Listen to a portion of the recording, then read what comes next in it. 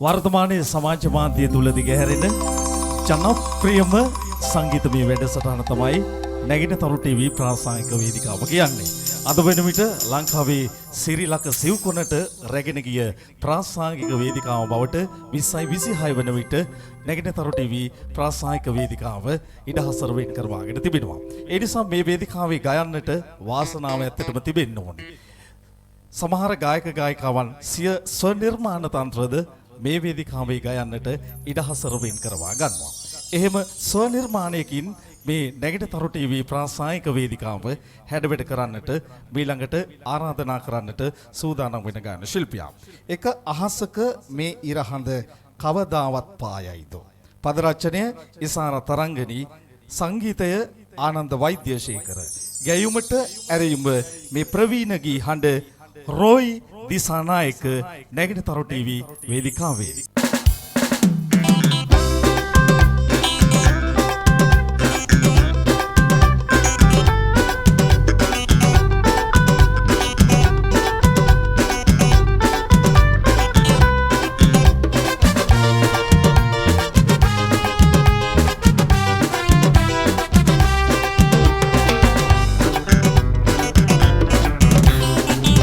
අහසක මේ ඉරහඳ කවදාවත් පායයිදෝ?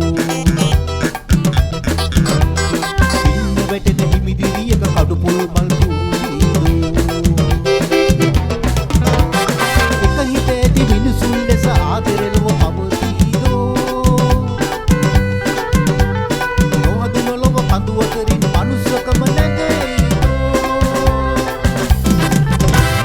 හිත්තිනලා දොස් කළා ඇයිද තවත් වනසන්නේ? ඉරිසියාව එපා මල්ලි හැමදාම නෑ අපි ඉන්නේ. නංගි අපිත් එක්ක එන්න විත් මනුස්සකම අරගෙන යන්න.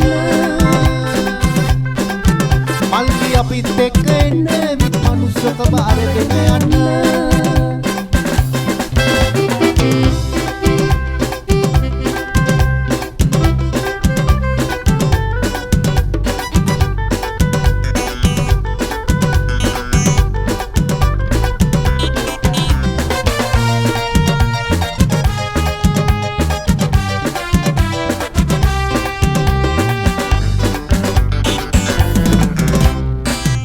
පනන් නෑ කියලා එපා එපා ඇයිද දැවෙන්නේ?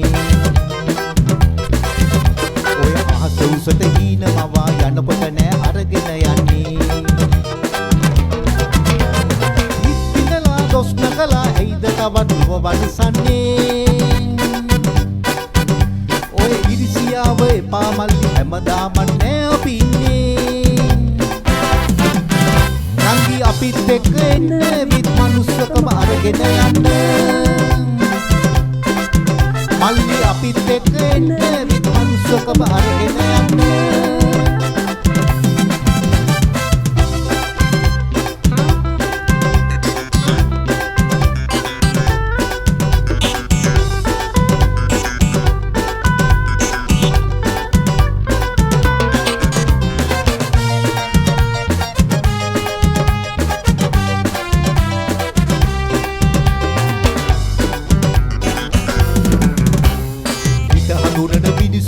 හැමදාමත් ලොව ජයගන්නේ. ඔය ඉන්න එකේ සැපේ ඉන්න දිස්සටින්නේ යන්නට වෙන්නේ. ඉතිනලා දොස් නකලා ඇයිද තවත් ඔබ වනසන්නේ? ඔය ඉරිසියාව එපා මල්ලි හැමදාමත් නෑ අපි ඉන්නේ. නංගි අපිත් එක්ක එන්න විත් මනුස්සකම අරගෙන යන්න. මල්ලි අපිත් එක්ක එන්න විත් මනුස්සකම අරගෙන යන්න.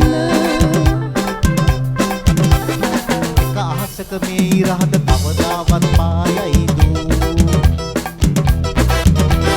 පින්න වැටෙන හිමිදිරියක කඩු පොල් මල් පූදීදෝ. එක හිතේදී මිනිසුන් ලෙස ආදරෙලව පවතිදෝ. නොහදු නොලව කඳු අතරින් මනුස්සකම නැගෙයිදෝ. හිත්තිනලා දොස් නකලා ඇයිද තවත් ඔබ වනසන්නේ?